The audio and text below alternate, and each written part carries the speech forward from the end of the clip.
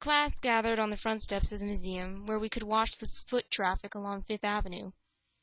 Overhead, a huge storm was brewing, with clouds blacker than I had ever seen over the city.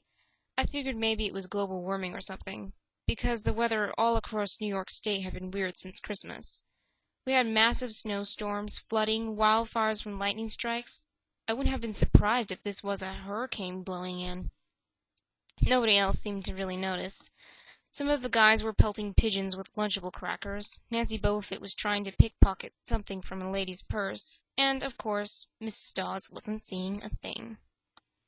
Grover and I sat on the edge of the fountain away from the others. We thought that maybe if we did that, everybody wouldn't know that we were from that school, the school for loser freaks that couldn't make it elsewhere. Detention? Grover asked. Nah, I said, not from Bruner. I just wish he'd lay off me sometimes. I mean, I'm not a genius. Grover didn't say anything for a while. Then when I thought he was going to give me some deep, philosophical comment to make me feel better, he said, "Can I have your apple?" I didn't have much of an appetite, so I let him take it. I watched the stream of cabs going down Fifth Avenue and thought about my mom's apartment, only a little ways uptown from where we sat. I hadn't seen her since Christmas. I wanted so bad to jump in a taxi and head home. She'd hug me and be glad to see me. But she'd be disappointed, too. She'd send me right back to Yancey, remind me that I had to try harder, even if this was my 6th school in 6 years, and I was probably going to get kicked out again. I wouldn't be able to stand that sad look she'd give me. Mr. Bruner parked his wheelchair at the base of the handicap ramp. He ate celery while he read a paperback novel. A red umbrella stuck up from the back of his chair, making it look like a motorized cafe table. I was about to unwrap my sandwich when Nancy Beaufort appeared in front of me with her ugly friends. I guess she'd gotten tired of stealing from the tourists, and dumped her half-eaten lunch in Grover's lap. "Oops," she grinned at me with her crooked teeth.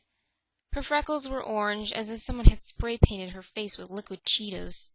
I tried to stay cool. The school counselor had told me a million times, count to 10, get a control of your temper. But I was so mad my mind went blank. A wave roared in my ears. I don't remember touching her, but the next thing I knew, Nancy was sitting on her butt in the fountain screaming, "Percy, push me!" Mrs. Dawes materialized next to us. Some of the kids were whispering, "Did you see? The water. Like it grabbed her." I didn't know what they were talking about. All I knew that I was in trouble again. As soon as Mrs. Dawes was sure poor little Nancy was okay, promising to get her a new shirt at the museum gift shop, etc., etc., Mrs. Dawes turned on me. There was a triumphant fire in her eyes, as if I had done something she had been waiting for all semester. "Now, honey—" "I know," I grumbled. "A month erasing workbooks." That wasn't the right thing to say. "Come with me," Mrs. Dawes said. "Wait!" Grover yelped. "It was me. I pushed her." I stared at him, stunned. I couldn't believe he was trying to cover for me. Mrs. Dawes scared Grover to death. She glared at him so hard his whiskery chin trembled. "I don't think so, Mr. Underwood," she said. "But you will stay here." Grover looked at me desperately. "It's okay, man," I told him. "Thanks for trying." "Honey," Mrs. Dawes barked at me. "Now!" Nancy Beaufort smirked. I gave her my deluxe "I'll kill you later" stare. Then I turned to face Mrs. Dawes, but she wasn't there. She was standing at the museum entrance, way at the top of the steps, gesturing impatiently for me to come on. How did she get there so fast? I have moments like that a lot, when my brain falls asleep or something, and the next thing I know I've missed something, as if a puzzle piece fell out of the universe and left me staring at a blank place behind it. The school counselor told me this was part of the ADHD, my brain misinterpreting things. I wasn't so sure. I went after Mrs. Dawes, halfway up the steps. I glanced back at Grover. He was looking pale, cutting his eyes between me and Mr. Bruner, like he wanted Mr. Bruner to notice what was going on. But Mr. Bruner was absorbed in his novel. I looked back up. Mrs. Dawes had disappeared again. She was now inside the building at the end of the entrance hall. Okay, I thought. She's going to make me buy a new shirt for Nancy at the gift shop. But apparently that wasn't the plan. I followed her deeper into the museum. When I finally caught up with her, we were back in the Greek and Roman section.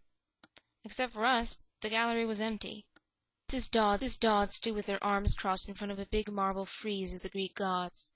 She was making this weird noise in her throat, like growling. Even without the noise, I would have been nervous. It's weird being alone with the teacher, especially Mrs. Dawes. Something about the way she looked at the frieze, as if she wanted to pulverize it. "You've been giving us problems, honey," she said. I did the safe thing. I said, "Yes, ma'am." She tugged on the cuffs of her leather jacket. "Did you really think you would get away with it?" The look in her eyes was beyond mad. It was evil. "She's a teacher," I thought nervously. "It's not like she's going to hurt me." I said, I'll try harder, ma'am." Thunder shook the building. "We're not fools, Percy Jackson," Mrs. Dodds said. "It was only a matter of time before you found you out. Confess, and you will suffer less pain." I didn't know what she was talking about. All I could think about was the teachers must have found this illegal stash of candy I'd been selling out of my dorm room. Or maybe they realized I got my essay on Tom Sawyer from the internet without ever reading the book, and now they were going to take away my grade. Or worse, they were going to make me read the book. "Well?" she demanded. "Ma'am, I don't—" "Your time is up," she hissed. Then the weirdest thing happened. Her eyes began to glow like barbecue coals. Her fingers stretched, turning into talons. Her jacket melted into large, leathery wings. She wasn't human. She was shriveled hag with bat wings and claws and a mouthful of yellow fangs. And she was about to slice me to ribbons. Then things got even stranger. Mr. Brunner, who had been in front of the museum a minute before, wheeled his chair into the doorway of the gallery, holding a pen in his hand. "What ho, Percy!" he shouted, and tossed the pen through the air. Mrs. Dodds lunged at me. With a yelp I dodged and felt the talons slash the air next to my ear. I snatched the ballpoint pen out of the air, but when it hit my hand it wasn't a pen any more. It was a sword. Mr. Brunner's bronze sword, which he had always used on tournament day. Mrs. Dodds spun towards me with a murderous look in her eyes. My knees were jelly. My hands were shaking so bad I almost dropped the sword. She snarled, "Die, honey!" and then she flew straight at me. Absolute terror ran through my body. I did the only thing that came naturally. I swung the sword. The metal blade hit her shoulder and passed clean through her body, as if she was made of water. Hiss! Mrs. Dodds was a sandcastle in a power fan. She exploded into yellow powder, vaporized on the spot, leaving nothing but the smell of sulphur and a dying screech and a chill of evil in the air, as if those two glowing red eyes were still watching me. I was alone. There was a ballpoint pen in my hand. Mr. Brunner wasn't there. Nobody was there but me. My hands were still trembling. My lunch must have been contaminated with magic mushrooms or something. Had I imagined the whole thing? I went back outside. It had started to rain. Grover was sitting by the fountain, a museum map tented over his head.